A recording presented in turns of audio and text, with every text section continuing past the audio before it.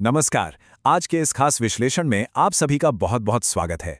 आज हम जिस विषय पर चर्चा करने वाले हैं ना, वो सच में आपके रोंगटे खड़े कर देगा।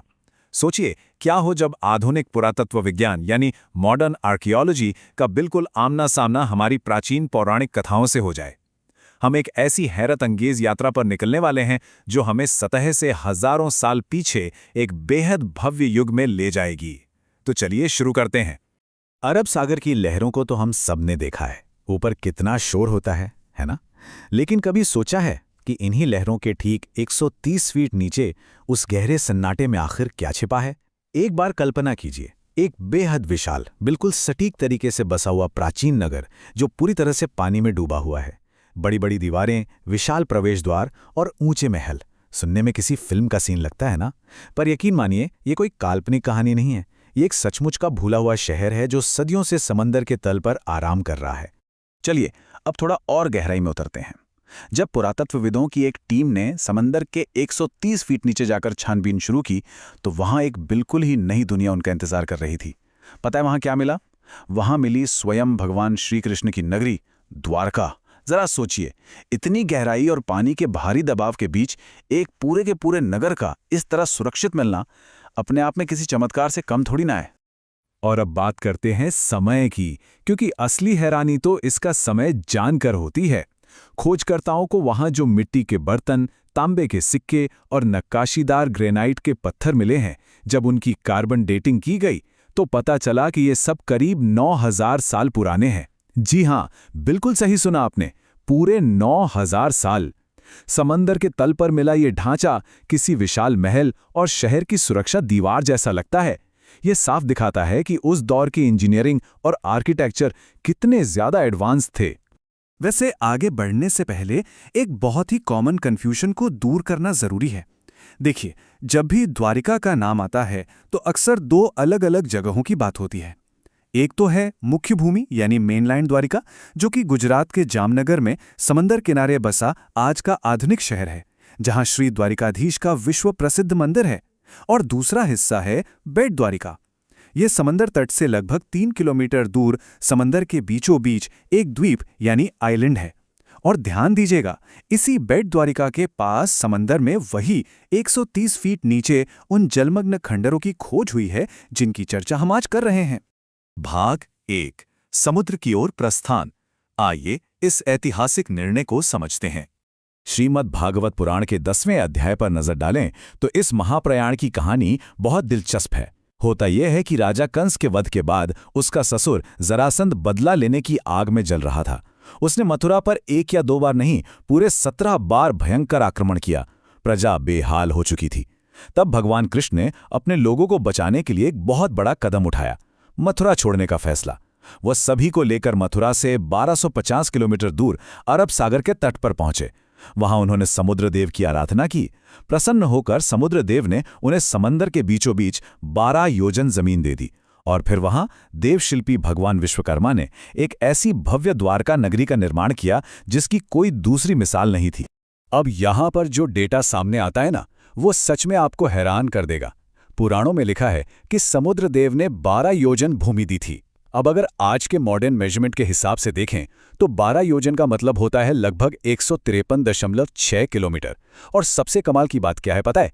आधुनिक खोजकर्ताओं को समंदर के नीचे उस नगर की बाउंड्री वॉल के जो अवशेष मिले हैं, उनका माप भी ठीक 153.6 किलोमीटर ही बैठता है।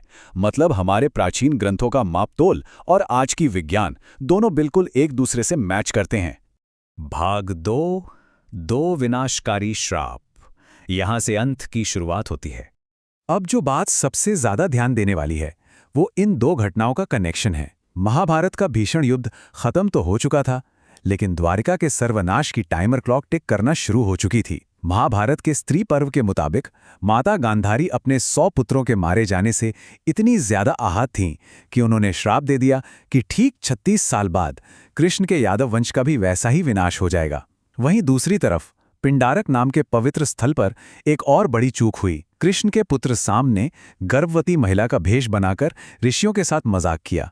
गुस्से में आकर ऋषियों ने एक भयंकर श्राप दे दिया कि साम के गर्भ से एक लोहे का मूसल पैदा होगा जो इस पूरे राजवंश को मिटाकर रख देगा।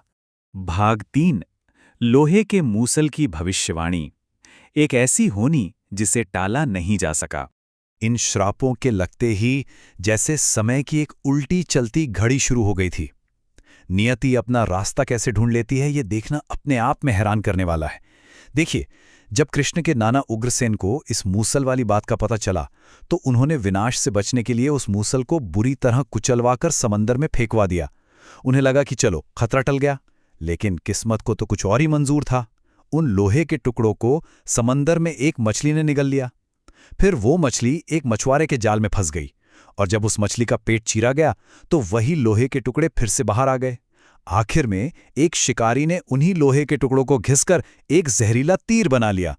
मतलब विनाश का हथियार खत्म नहीं हुआ, बल्कि एक नए और भी घातक रूप में वापस लौट आया था। भाग 4, एक राजवंश का विनाश। अब वो घड़ी आ चुकी थी। समय बीतता गया और आखिरकार वो 36वां वर्ष आ ही गया। उसके बाद जो हुआ वो मानो ताश के पत्तों के ढहने जैसा था।